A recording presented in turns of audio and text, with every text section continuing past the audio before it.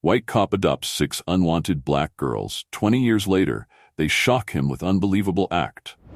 Officer Michael Brennan stood at attention, his weathered hands clasped behind his back as he gazed out over the sea of fresh-faced police academy graduates. At 62, his once jet-black hair had long since turned a distinguished silver, and the lines etched around his blue eyes spoke of a life filled with both joy and hardship. As the keynote speaker for this year's graduation ceremony, he couldn't help but reflect on the incredible journey that had brought him to this moment. 20 years ago, Michael had been a different man. A decorated officer with the Chicago Police Department, he had dedicated his life to serving and protecting his community. But despite his professional success, there had been an emptiness in his personal life that he couldn't quite shake. Divorced and childless, Michael had often found himself wondering about the legacy he would leave behind. It was during a particularly grueling shift that Michael's life changed forever. Responding to a domestic disturbance call, he had arrived at a dilapidated apartment to find 6 young sisters, ranging in age from 2 to 12, huddled together in fear. Their parents were nowhere to be found, and the girls bore signs of neglect that broke Michael's heart. In that moment, something stirred within him. Without fully understanding the magnitude of his decision, Michael had taken the girls under his wing, first as a temporary guardian, and then, as the weeks turned into months, as their adoptive father. The challenges had been immense. As a single white man in his 40s, Michael had faced skepticism and outright hostility from some quarters. There were those who questioned his motives, who doubted his ability to raise 6 black girls on his own. But Michael had persevered, driven by a love for these children that he hadn't known he was capable of feeling. Now, 2 decades later, Michael stood before a new generation of officers, his heart swelling with pride as he thought of his girls. Tasha, the oldest, now 32 and a respected pediatrician. Aaliyah, 30, who had followed in his footsteps and become a police officer herself. Twins Zoe and Zara, 28, both successful entrepreneurs. Jasmine, 26, a rising star in the world of journalism. And little Mia, now 22, just beginning her career as a social worker. As Michael prepared to address the graduates, he knew that his story, their story, was one of hope, perseverance, and the transformative power of love. Little did he know that this day would mark the beginning of yet another extraordinary chapter in their shared journey. The ceremony proceeded smoothly, with Michael delivering a heartfelt speech about the importance of community policing and the difference one person can make in the lives of others. As he stepped down from the podium, a sea of applause washed over him. He smiled, nodding his thanks, but his eyes scanned the crowd for the faces he most wanted to see. There in the 3rd row sat his girls. All 6 of them had made it, despite their busy schedules and the distances some had traveled. Michael's heart swelled with pride as he took in their beaming faces. Tasha, ever the responsible oldest, sat with perfect posture, her white doctor's coat draped over her arm. Beside her, Aaliyah was resplendent in her dress blues, having taken the day off from her own police duties to attend. The twins, Zoe and Zara, were as identical as ever, their matching dimples on display as they grinned and waved at him. Jasmine, notepad in hand, was clearly in reporter mode, jotting down notes, even as she smiled proudly at her father.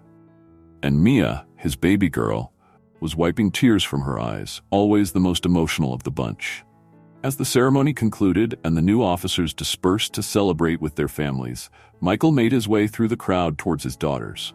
But before he could reach them, he was intercepted by Captain Rodriguez, his superior officer.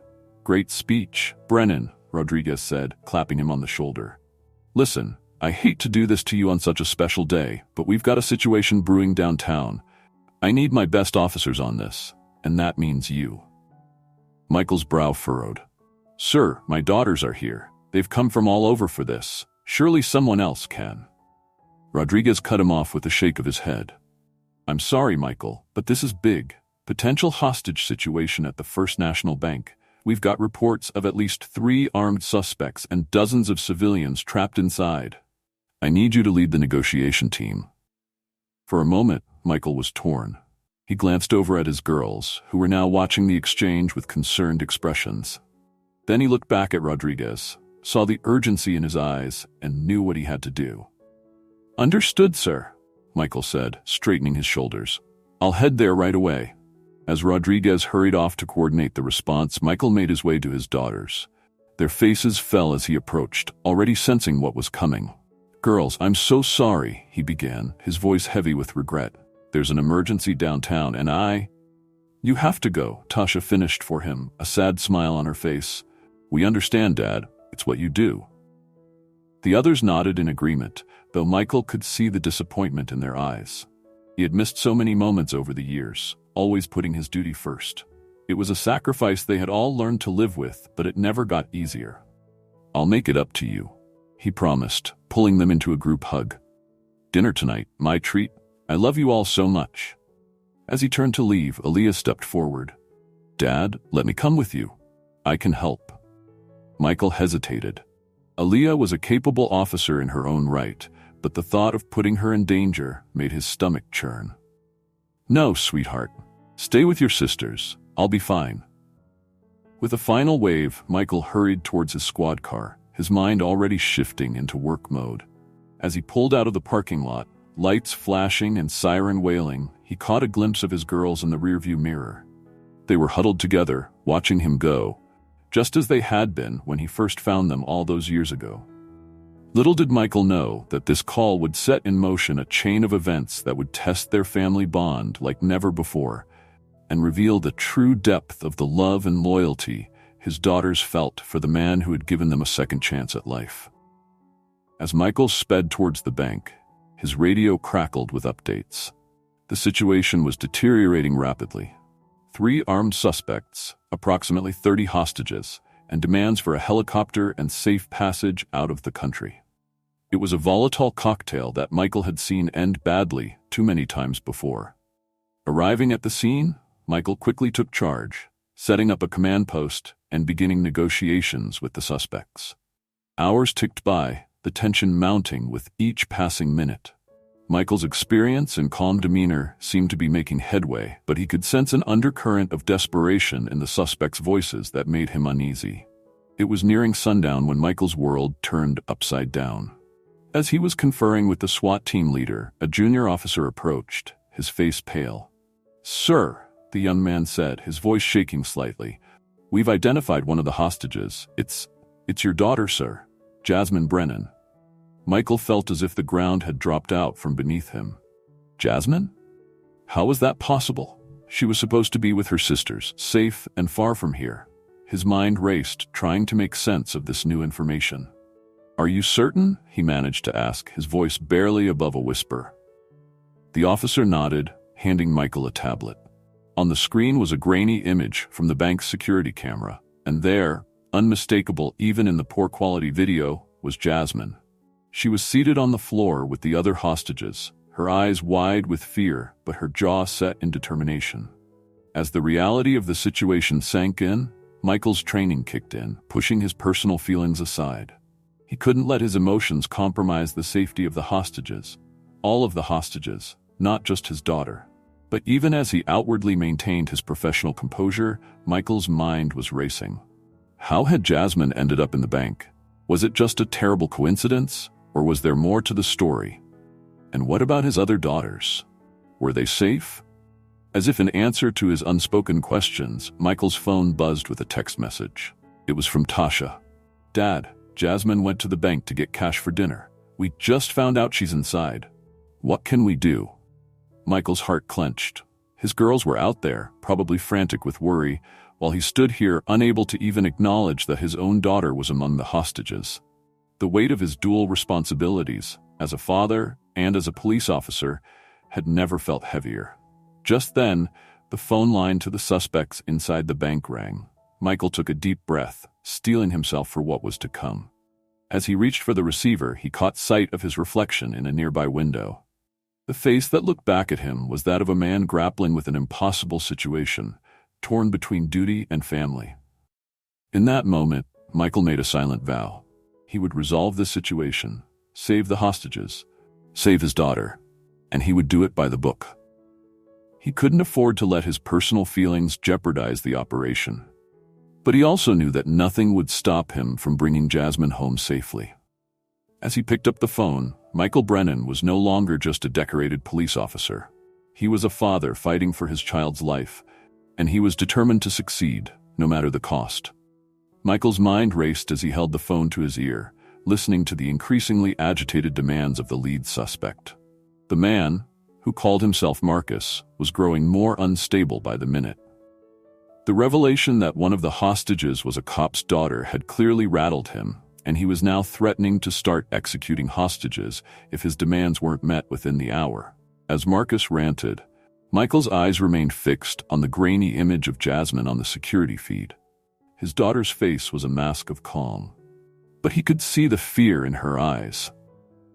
He knew her well enough to recognize the slight tremor in her hands, the way she was biting her lower lip, telltale signs of her anxiety. It was in this moment that Michael made a decision that would change everything. He knew it was against protocol, knew it could potentially jeopardize the entire operation, but he couldn't shake the feeling that it was the right thing to do. "Marcus," Michael said, his voice steady despite the turmoil inside him. "I want to make a deal with you." There was a pause on the other end of the line. "What kind of deal?" Michael took a deep breath. "Let the hostages go, and I'll come in. One cop, unarmed, in exchange for all of them." The command center erupted into a flurry of whispered protests. Captain Rodriguez stepped forward, shaking his head vehemently, but Michael held up a hand to silence him. "You're crazy," Marcus spat. "Why would I agree to that?" "Because I'm not just any cop," Michael replied. "I'm the father of one of your hostages, Jasmine Brennan, the young black woman in the green sweater." The silence that followed was deafening.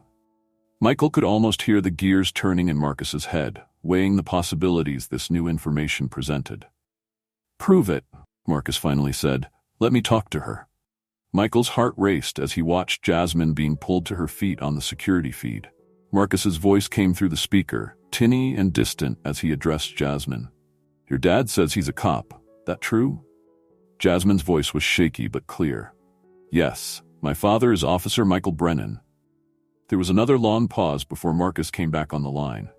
"All right, cop, you've got a deal, but you come in alone, and if I see any sign of a trick, your daughter dies first. Understand?" "I understand," Michael said, his voice grave. "I give you my word." As he hung up the phone, Michael was immediately surrounded by his fellow officers, all of them protesting his decision. Captain Rodriguez was livid. "Have you lost your mind, Brennan?" he shouted. "You can't go in there. It's suicide." Michael stood his ground. "It's the only way, Captain. They're desperate, and desperate people do desperate things. This way, we buy time and get the civilians out safely." "And what about you?" Rodriguez demanded. "What about your other daughters?" The question hit Michael like a physical blow. His other girls. In his focus on saving Jasmine, he had momentarily forgotten about the impact this would have on Tasha, Aaliyah, Zoe, Zara, and Mia. They had already lost so much in their lives. Could he really risk leaving them without a father? But then he thought of Jasmine, of all the hostages in that bank. He thought of the oath he'd taken to protect and serve, and he knew in his heart that he had no other choice. "My girls will understand," he said softly. "They know the job, and they know me." Before anyone could protest further, Michael began removing his gear. His bulletproof vest, his service weapon, his badge, all were placed carefully on a nearby table. As he prepared to walk into what could very well be his death, Michael felt a strange sense of calm wash over him. He pulled out his phone, quickly typing a message to his daughters. "I love you all more than you could ever know. Be strong for each other. Dad." As he approached the bank, hands raised to show he was unarmed, Michael caught sight of a familiar face in the crowd that had gathered behind the police barricade. It was Aaliyah, still in her dress blues from the ceremony. Their eyes met for a brief moment, and in that look, a lifetime of love and understanding passed between them. Then Michael turned away, facing the bank's entrance. The door opened, and he was roughly pulled inside by one of the suspects. As it slammed shut behind him, sealing him in with the desperate criminals and terrified hostages, Michael sent up a silent prayer. Not for himself, but for his daughters. For the family he had built through love and determination. He prayed that, whatever happened next, they would know how much he loved them and that they would find the strength to carry on. Little did Michael know that his girls were not content to sit idly by while their father and sister were in danger. Even as he stepped into the bank, a plan was already forming. A plan that would showcase just how much his unwavering love and support had shaped these 6 remarkable women. Outside the bank, chaos reigned. Police officers scrambled to regroup in the wake of Michael's unexpected decision, while news vans descended on the scene like vultures, their reporters clamoring for any tidbit of information about the unfolding drama. Amidst this mayhem, 5 women stood apart, their faces etched with a mixture of fear, determination, and resolve. Tasha, Aaliyah, Zoe, Zara, and Mia Brennan had arrived at the scene shortly after receiving their father's text message. Now, huddled together behind the police barricade, they were formulating a plan of their own. "We can't just stand here and do nothing," Aaliyah said, her police training evident in the way she scanned the perimeter, assessing the situation. "Dad and Jasmine are in there. We have to help." Tasha, ever the voice of reason, placed a calming hand on her sister's arm. "I know, Ollie, but we can't just rush in there. We need to think this through." As the sisters debated their options, a commotion near the command center caught their attention. Captain Rodriguez was engaged in a heated argument with a man in a crisp suit, an FBI agent who had just arrived on the scene. "This is a local matter," Rodriguez was saying, his face flushed with anger. "We don't need the Fed swooping in and taking over." The FBI agent stood his ground. "With all due respect, Captain, you've got an officer inside with a personal connection to a hostage. This situation is too volatile. We're taking charge." As the argument escalated, Mia, the youngest of the Brennan sisters and a newly minted social worker, suddenly perked up. "Wait a minute," she said, her eyes widening with realization. "I think I know one of the suspects." Her sisters turned to her, shocked. Mia continued, her voice low and urgent. "Remember that outreach program I've been working on? There was this guy, Marcus. He was trying to turn his life around, but he was struggling. He talked about feeling trapped, about needing money for his sick mother. I think that might be him in there." The revelation sent a ripple of shock through the group. Zoe, always quick to action, immediately saw the potential. "Mia, this could be our way in. If you know him, maybe you can talk to him, reason with him." Tasha, however, was hesitant. "It's too dangerous. We can't risk putting another one of us in there." As the sisters debated, Zara, who had been quietly observing the scene, suddenly spoke up. "I have an idea," she said, her eyes gleaming with the same entrepreneurial spirit that had made her and Zoe successful business owners. "What if we approach this like a negotiation? We each have skills that could be useful here." The plan began to take shape rapidly. Aaliyah, with her police training, could liaise with the officers on scene. Tasha's medical expertise could be crucial if anyone inside was injured. Mia's connection to Marcus and her social work skills could provide a unique angle for negotiations. Zoe and Zara's business acumen could help in strategizing and possibly even addressing the financial motivations behind the robbery. As the sisters huddled together, refining their plan, they were unaware that their actions had caught the attention of both Captain Rodriguez and the FBI agent. The 2 men watched the intense discussion with a mixture of curiosity and concern. "Who are they?" the FBI agent asked, nodding towards the group of women. Rodriguez sighed heavily.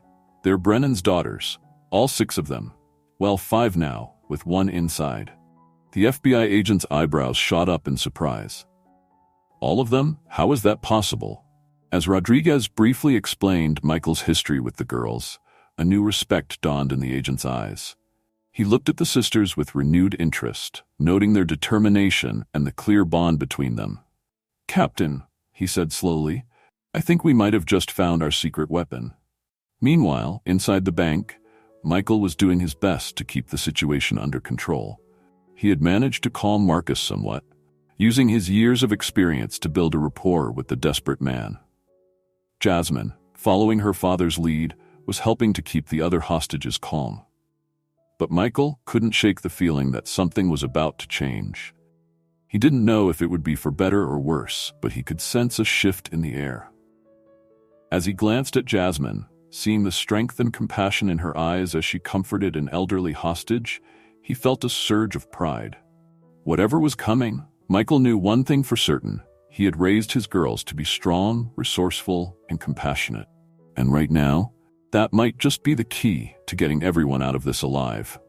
As the standoff entered its fifth hour, the dynamics inside the bank had shifted dramatically. Michael, drawing on years of experience and the deep well of patience he'd developed as a father, had managed to establish a tenuous trust with Marcus and his accomplices. He sat cross-legged on the floor, his back against a marble column, engaged in a low, intense conversation with Marcus. "I get it, man," Michael was saying, his voice calm and empathetic. "You feel like you're out of options, but trust me, there's always another way." Marcus paced nearby, his gun still clutched tightly but no longer pointed directly at the hostages. "You don't understand," he muttered. "My mom, she needs that operation. Without it—" His voice trailed off, thick with emotion. Michael nodded, thinking of his own girls and the lengths he'd go to protect them. "I do understand, Marcus. More than you know. I've got 6 daughters, and there's nothing I wouldn't do for them. But this isn't the answer." Across the room, Jasmine watched the exchange with a mixture of awe and anxiety. She'd always known her father was good at his job, but seeing him in action like this was something else entirely. Despite the fear churning in her gut, she felt a swell of pride. As the hours had passed, Jasmine had taken on a role of her own among the hostages. Her natural empathy, honed by years of journalistic work, had made her a calming presence. She moved quietly among the other captives, offering words of comfort, holding hands, and helping to keep panic at bay. At one point, she caught her father's eye across the room. In that brief moment of connection, a lifetime of love and understanding passed between them. Michael's eyes shone with pride, and Jasmine felt a renewed surge of strength. They were in this together, father and daughter, each doing what they did best to try and resolve this peacefully. Outside the bank, a different kind of relationship was developing. The Brennan sisters, initially viewed with skepticism by the authorities, had quickly proven their worth. Their unique combination of skills and their intimate knowledge of both Michael and Jasmine had made them invaluable to the negotiation process. Aaliyah, in particular, had become a crucial link between the family and the police force.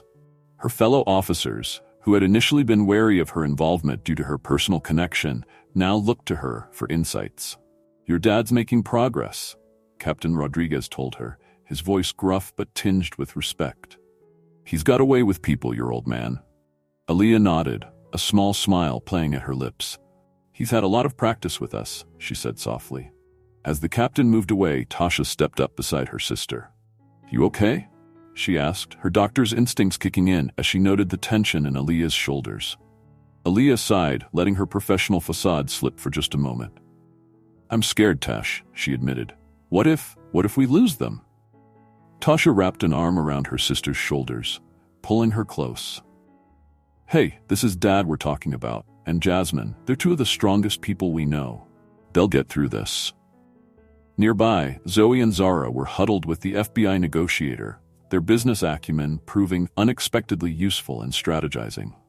Mia, meanwhile, was working with a social services liaison, providing valuable background information on Marcus and helping to put together a plan for after the crisis was resolved. As the sisters worked, each in their own way, to bring the situation to a peaceful end, they found their bond deepening even further. They had always been close, brought together by circumstance and held together by love.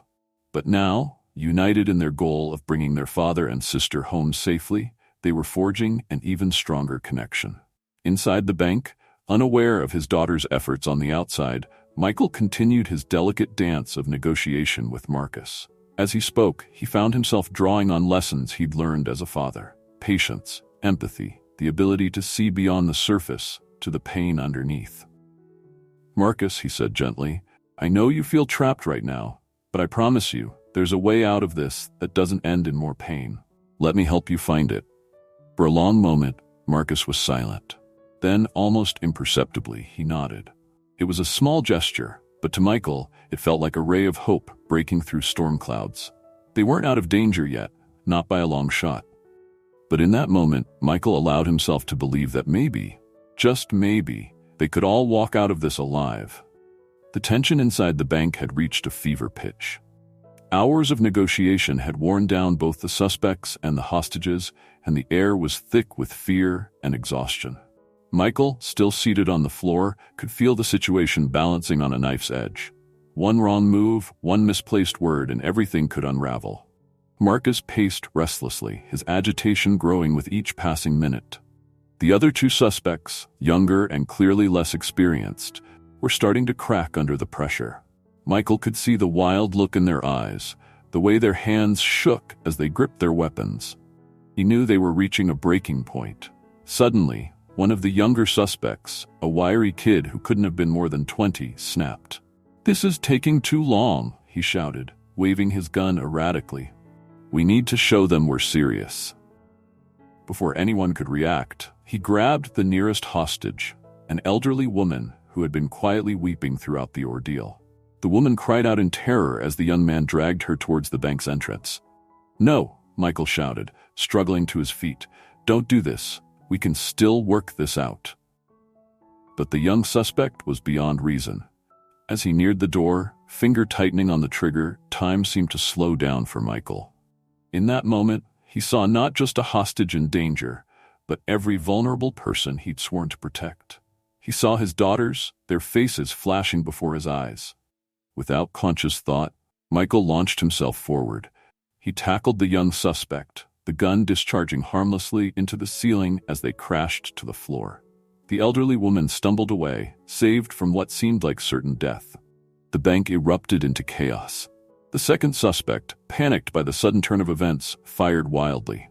Hostages screamed and dove for cover. Jasmine, her journalistic instincts overridden by years of her father's teachings, began hurriedly ushering people behind the relative safety of the teller's counters. Amidst the mayhem, Marcus stood frozen, his face a mask of shock and indecision. This wasn't how it was supposed to go. This wasn't what he wanted. Outside, the sound of gunfire galvanized the police into action. SWAT teams, poised and ready for hours, began to move in. But before they could breach the entrance, a voice rang out, cutting through the chaos. "Marcus, it's Mia Brennan. Please, don't do this." Everyone, inside and out, seemed to hold their breath. Mia, against the protests of her sisters and the police, had grabbed a megaphone and stepped forward. "I know you're scared," Mia continued, her voice trembling but determined. "I know you feel like this is your only choice. But it's not too late. Please, think of your mom. Think of the people in there with you. They have families too, just like you, just like me." Inside, Marcus's grip on his gun loosened. He looked at Michael, still grappling with the young suspect on the floor, then at Jasmine, shielding terrified hostages with her own body. Finally, his gaze landed on the bank's entrance, beyond which Mia's words echoed. In that moment, something inside Marcus broke, not in defeat, but in revelation. With shaking hands, he lowered his weapon. "It's over," he said, his voice barely a whisper. "It's over." As SWAT teams flooded into the bank and the hostages began to stream out, Michael finally allowed himself to breathe. They had done it. Against all odds, they had made it through. But as he caught Jasmine's eye across the chaotic room, he realized that their ordeal wasn't over yet. The real test, facing the aftermath of this day, was only just beginning. The aftermath of the hostage situation unfolded in a blur of flashing lights, shouted orders, and tearful reunions. Michael, his adrenaline finally ebbing, found himself seated on the back of an ambulance, a shock blanket draped over his shoulders. Jasmine sat beside him, her hand clutched tightly in his. As paramedics fussed over them, checking for injuries, Michael's other daughters pushed through the crowd. Tasha reached them first, her doctor's instincts taking over as she began her own assessment of their conditions. The others followed close behind, enveloping their father and sister in a group embrace that spoke louder than words. But their moment of reunion was short-lived. Captain Rodriguez approached, his face a mix of relief and sternness. "Brennan," he said, his voice gruff. "We need to talk." Michael nodded, understanding the gravity of the situation. He had broken protocol, put himself at risk, and potentially compromised the entire operation. There would be consequences, he knew, regardless of the outcome. As he stood to follow Rodriguez, Aaliyah stepped forward. "I'm coming too," she said, her voice brooking no argument. As a fellow officer, I have a right to be part of this discussion. Rodriguez looked like he wanted to object, but something in Aaliyah's determined gaze made him reconsider. He nodded curtly, and the three of them moved towards a makeshift command center that had been set up nearby. Meanwhile, Mia had spotted Marcus being led away in handcuffs. Despite the protests of nearby officers, she approached him. "Marcus," she said softly, "I'm so sorry it came to this. But I want you to know, I meant what I said. We're going to help you and your mom." "This isn't the end." Marcus looked at her, his eyes filled with a mixture of regret and gratitude. "Thank you," he whispered, before being ushered into a waiting police car. Back at the command center, Michael faced a barrage of questions and criticisms. Rodriguez didn't hold back, laying out every rule and regulation that had been broken. "You put yourself at risk. You put the hostages at risk. You put the entire operation at risk," Rodriguez fumed. "What were you thinking, Brennan?" Michael listened calmly, accepting the reprimand. But when Rodriguez paused for breath, it was Aaliyah who spoke up. "With all due respect, Captain," she said, her voice steady, "my father's actions saved lives today. Yes, he broke protocol, but he also did what we're all sworn to do, protect and serve." Rodriguez turned his glare on Aaliyah. "Officer Brennan, your personal connection to this case makes your opinion irrelevant. In fact, your entire family's involvement in this situation is going to be subject to review." It was at this moment that the FBI agent who had arrived earlier stepped in. "Actually, Captain," he said, "I think you'll find that the Brennan family's involvement was crucial to the successful resolution of this crisis." He went on to detail how each of the sisters had contributed: Aaliyah's liaison work, Tasha's medical expertise on standby, Zoe and Zara's strategic input, and Mia's critical role in the final moments of negotiation. "In my professional opinion," the agent concluded, "this family's unique skills and their connection to Officer Brennan and Miss Jasmine Brennan were instrumental in bringing the situation to a peaceful end." Rodriguez sputtered, clearly taken aback by this assessment. Michael, for his part, felt a swell of pride in his daughters that overshadowed any concern for his own career. "Be that as it may," Rodriguez finally said, regaining his composure, "there will still need to be a full review of today's events. Officer Brennan, you'll be on administrative leave pending that review." Michael nodded, accepting the decision. As they left the command center, Aaliyah squeezed her father's arm. "We'll fight this, Dad," she said firmly. "We'll make them see that you did the right thing." But Michael shook his head. "No, sweetheart," he said gently. "What I did was necessary, but it wasn't by the book. There have to be consequences. That's part of the job." As they rejoined the rest of the family, Michael was struck by the scene before him. His girls, no longer the scared, neglected children he had first encountered, but strong, capable women who had just played pivotal roles in a life-or-death situation. They had taken the love and guidance he had given them and transformed it into something powerful, something that had saved lives today. Jasmine, catching the look in her father's eyes, stepped forward. "Dad," she said softly, "I know that look. You're blaming yourself, aren't you? Don't. What you did in there, you saved us. Not just me, but all of us. And we're not going to let them punish you for that." As his daughters nodded in fierce agreement, Michael felt a lump form in his throat. Whatever challenges lay ahead, whatever consequences he might face, he knew one thing for certain. He would face them with his family by his side. And that, he realized, was worth more than any commendation or career advancement. The next few weeks were a whirlwind of debriefings, internal affairs investigations, and media scrutiny. Michael found himself at the center of a storm of controversy.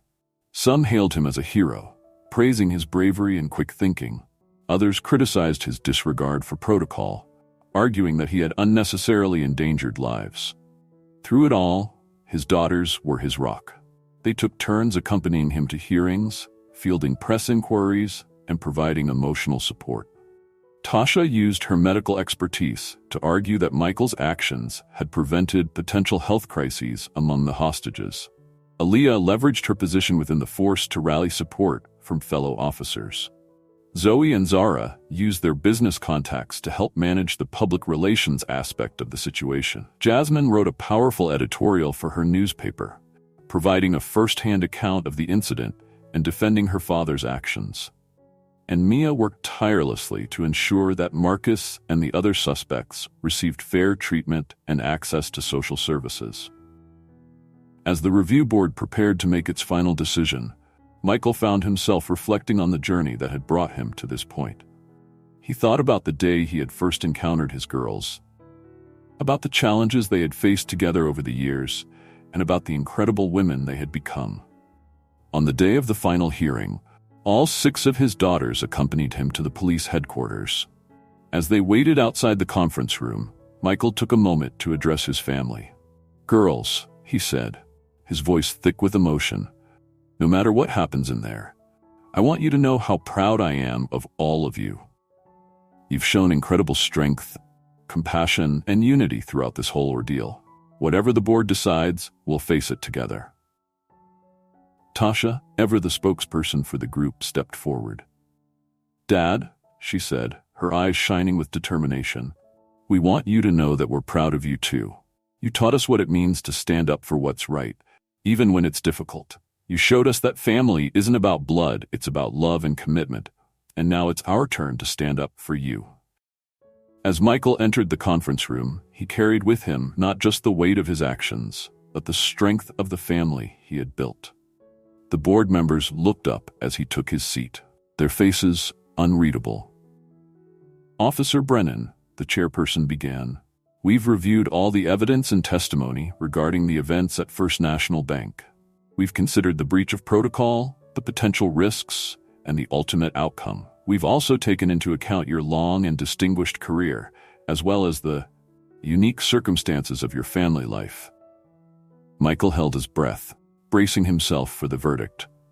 "While we cannot condone the breaking of established procedures," the chairperson continued, "we also cannot ignore the positive outcome of your actions. Lives were saved, a dangerous situation was resolved without loss of life, and you demonstrated the kind of quick thinking and compassion that we strive for in our force."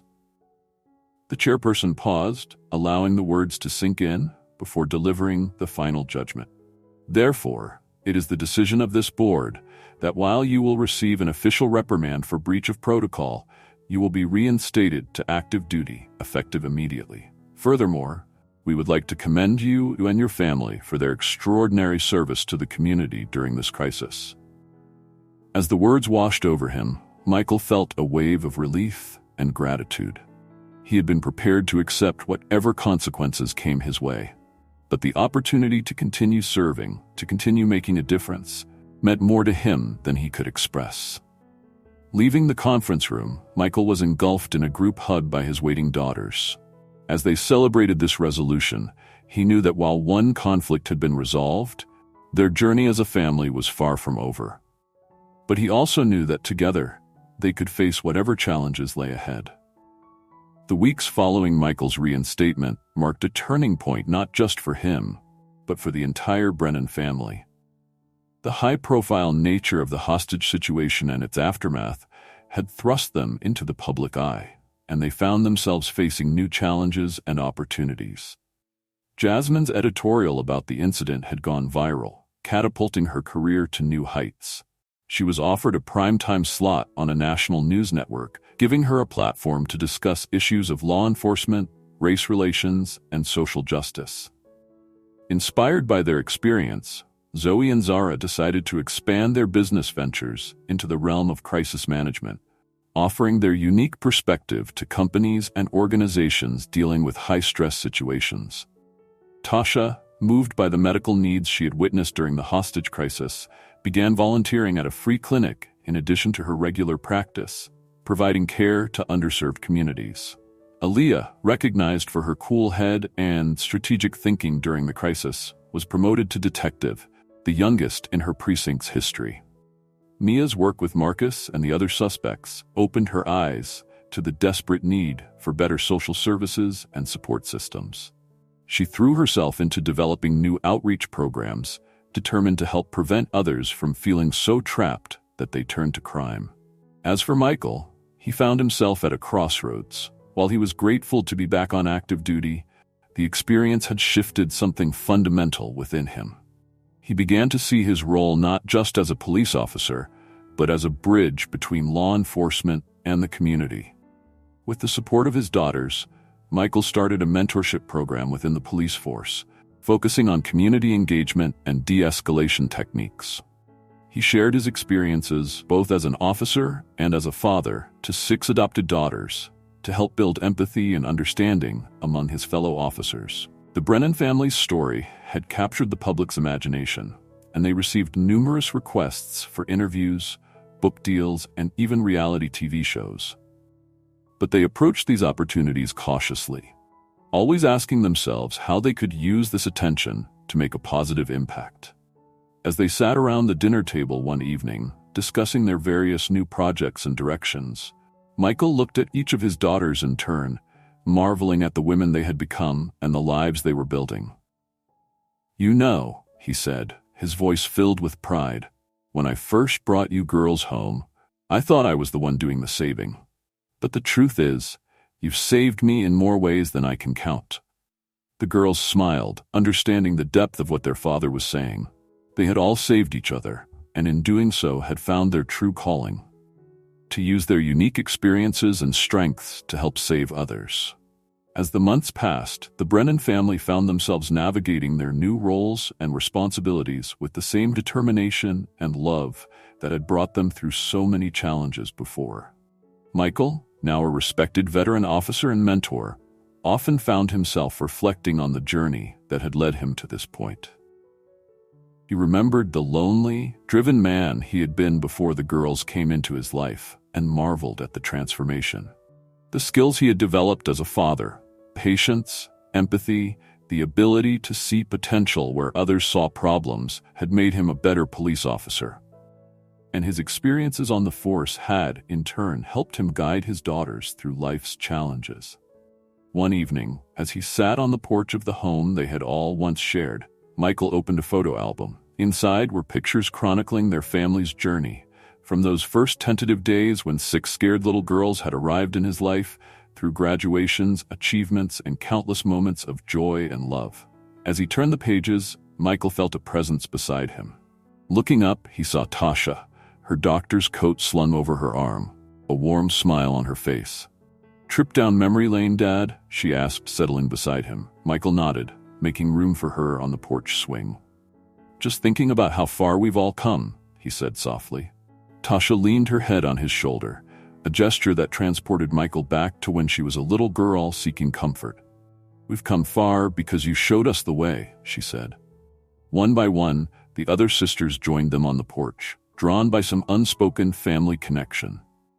As they crowded around the photo album, exclaiming over old pictures and sharing memories, Michael felt his heart swell with love and pride. Aaliyah, her detective's badge glinting in the fading sunlight, pointed to a picture of Michael in his uniform, surrounded by 6 grinning girls. "Remember when we used to think all cops were scary?" she said, her voice tinged with wonder at how much had changed. Jasmine, who had just returned from covering a major international story, nodded. "And now look at us. A cop, a doctor, a social worker, 2 business owners, and a journalist. Who would have thought?" "Dad did," Mia said softly. "He always believed in us, even when we didn't believe in ourselves." Michael felt tears prick his eyes at his youngest daughter's words. "You girls made it easy to believe," he said. "You've all become such incredible women. I'm in awe of you every day." Zoe and Zara exchanged a glance. Then Zara spoke up. "We've been thinking, Dad. With all the attention our family's been getting, maybe it's time we used it to do some real good. We want to start a foundation to help other families like ours, to support kids in the system, to bridge the gap between communities and law enforcement." Michael looked at his daughters, seeing the passion and determination in their eyes. He recognized it as the same fire that had driven him all those years ago when he first decided to adopt them. But now, that fire was multiplied 6-fold, burning bright with the promise of real, lasting change. "I think that's a wonderful idea," he said, his voice thick with emotion. "And I'd be honored to help in any way I can."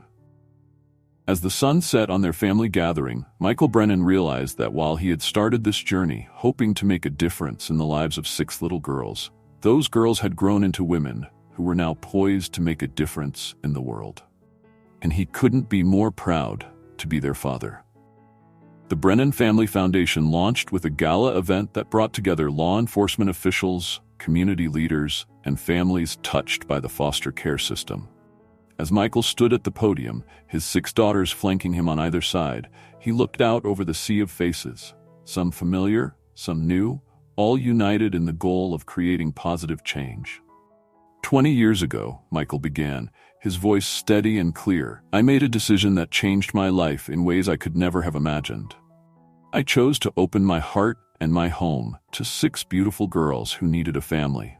I thought I was saving them, but the truth is, they saved me. He paused, looking at each of his daughters in turn, seeing the women they had become reflected in their proud smiles. What I've learned over these years is that family isn't about blood. It's about love, commitment, and the choice we make every day to stand by each other, no matter what. It's about seeing the potential in each other and helping it grow. Michael's voice swelled with emotion as he concluded, "This foundation is built on that same principle. We believe in the power of choosing love, of seeing the potential in every child, in every person, regardless of their circumstances. We believe that by coming together, by choosing to be a family to those who need one, we can change lives and build a better, more understanding world." As applause filled the room, Michael embraced his daughters, their arms intertwining in a familiar group hug. In that moment, surrounded by the family he had chosen and who had chosen him in return, Michael Brennan knew that the greatest gift he had ever received was the love of these 6 remarkable women, a love that was now poised to change countless other lives for the better.